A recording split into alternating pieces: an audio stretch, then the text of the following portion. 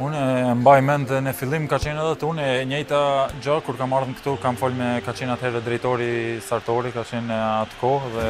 gjëja që më ka thonë të marrin në ekipin tonë, sigurisht që më ka thonë gjithë ato vlera që duhet mi pas edhe për me lutë në këtë klub, po edhe nuk e harroj dot që atëherë në atë kohë që më ka thonë ne jemi një klub që rrisim lojtarë të ri dhe i shesim pastaj në klube më të mëdha. Po që